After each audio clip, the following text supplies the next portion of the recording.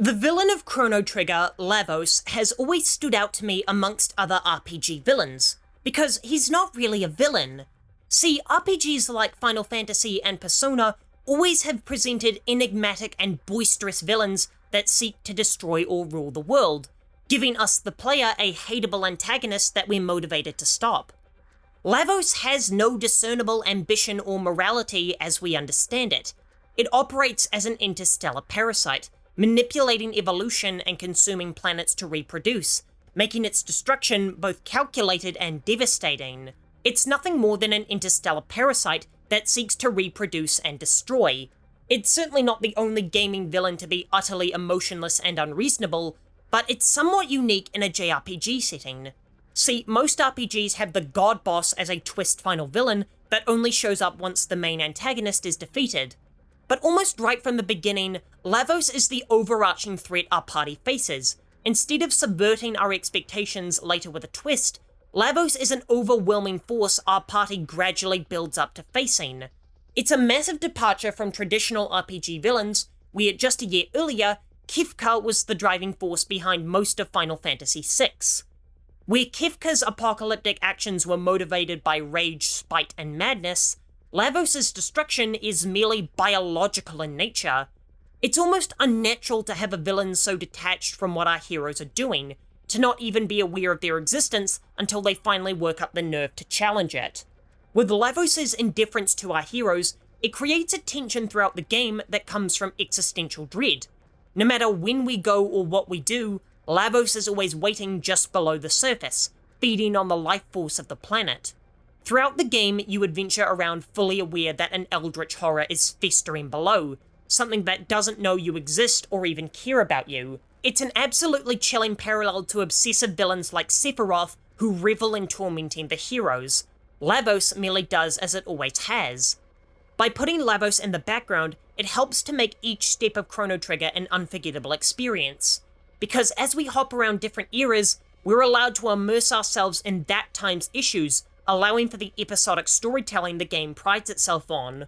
With the threat looming in the background, it allows the immediate plot to be filled with a multitude of colourful villains, such as Magus and Zeal.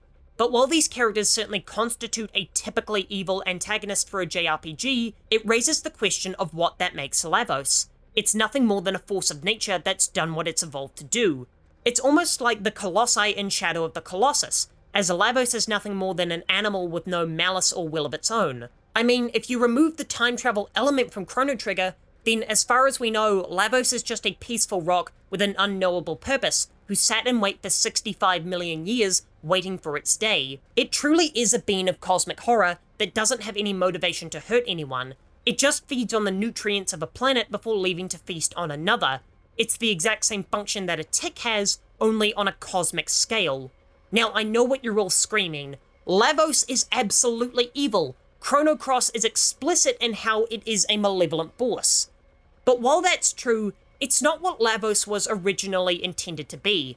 Lavos was meant to be this amoral, almighty entity that destroyed the world with no consideration for its inhabitants.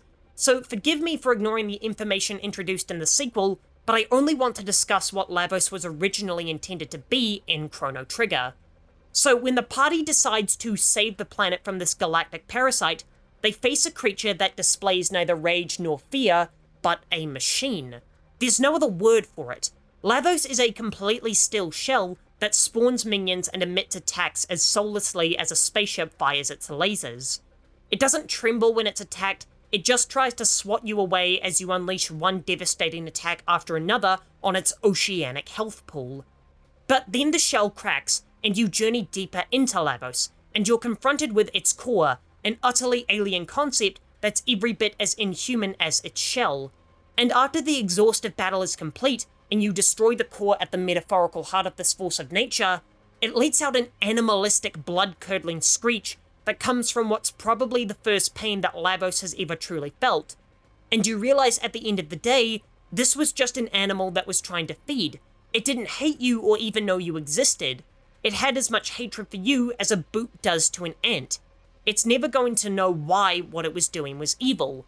From Lavos' perspective, you were the first life forms it had ever seen, and you relentlessly attacked it, making it feel pain for the first time in its eons of existence. Lavos was a monster, there's no question about it, but if you look at it from a purely analytical perspective, all you did was kill an animal that was trying to eat enough to give life to its young. It's no more evil than a lion hunting a buffalo, but the fleas on that buffalo have something to say about it. For more JRPG essays, here's one about how Final Fantasy VII Remake Part 3 can make the original's weirdest scene work in the modern day, and I'll be back in 2 days.